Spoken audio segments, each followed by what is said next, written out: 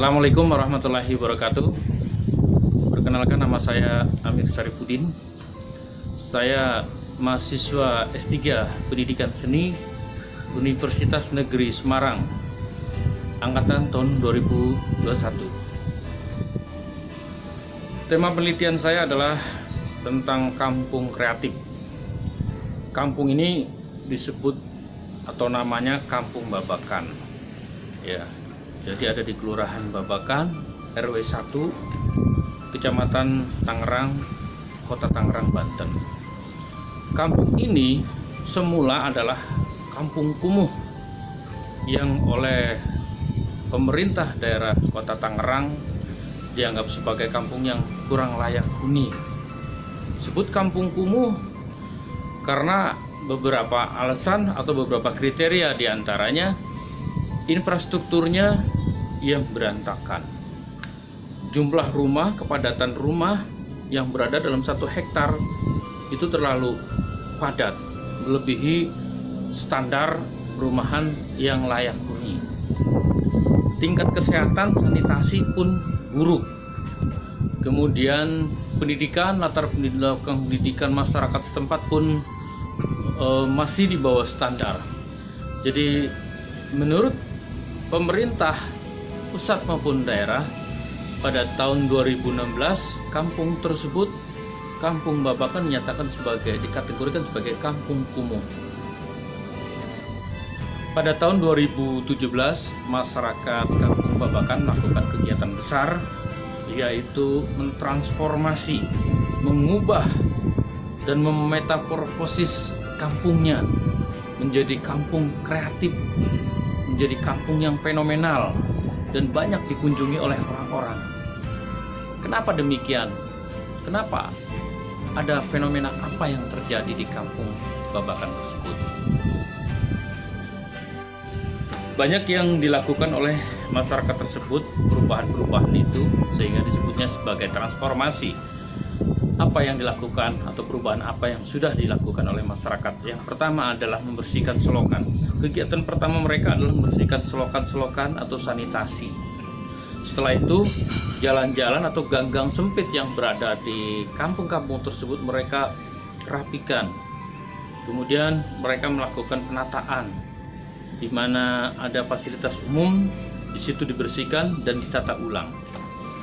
Dari kegiatan tersebutlah kemudian pihak kelurahan melakukan pemantauan. Ternyata kampung tersebut sudah melakukan transformasi, sudah melakukan perubahan. Dan apa yang terjadi? Dari pihak kelurahan melakukan tinjauan, kemudian memberikan bantuan. Bantuan yang ada saat itu masih sekedar untuk fasilitas umum, fasilitas dan sarana prasarana yang sudah ada. Hanya membersihkan selokan, kemudian menata ulang, terus menanam pohon, ya, pohon-pohon yang di tepi gang-gang sempit mereka, kemudian mereka tanam. Hasilnya mereka bersemangat dan bersinergi, semakin bersemangat, semakin bersinergi. Akhirnya pihak kecamatan pun memantau apa yang dilakukan oleh kelurahan di Kampung Babakan RW 1 tersebut. Berikutnya mereka melakukan perundingan atau dialog bersama untuk mewujudkan kampung yang lebih bagus daripada yang ada saat itu. Dan mereka melakukan studi banding ke beberapa tempat, diantaranya seperti di Malang, di Jawa Timur yang sudah dulu, di Kampung Warna-Warni. Kemudian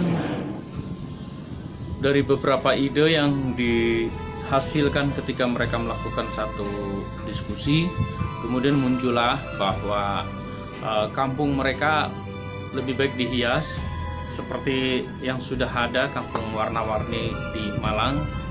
Dan apa yang dilakukan oleh para pemuda yang didukung oleh ketua RW, kelurahan dan kecamatan, kemudian mencari CSR, ya, CSR-nya yaitu dari sebuah perusahaan cat yang kemudian membantu mensupport cat untuk memperindah kampung mereka, sehingga kampung mereka disebut sebagai kampung Bekelir, karena di sana sini mulai dari atap rumah, tembok, kemudian dinding-dinding di sekitar perumahan mereka atau di perkampungan mereka semua diwarnai dengan cat yang cerah. Jadi ketika kita lihat dari atas, kebetulan Tangerang adalah kota bandara ya, karena kita tinggal dekat dengan Bandara Soekarno-Hatta. Jadi ketika dari atas kampung Bekelir itu kelihatan berbeda dengan kampung-kampung yang lainnya. Dan sisi menarik lainnya, kampung Bekelir itu berada di tepi sungai Cisadane. Tepi sungai Cisadane. Cisadane itu sungai terbesar di kota Tangerang, yang hulunya ada di Bogor dan muaranya ada di Kabupaten Tangerang. Jadi di pantai utara kota Tangerang.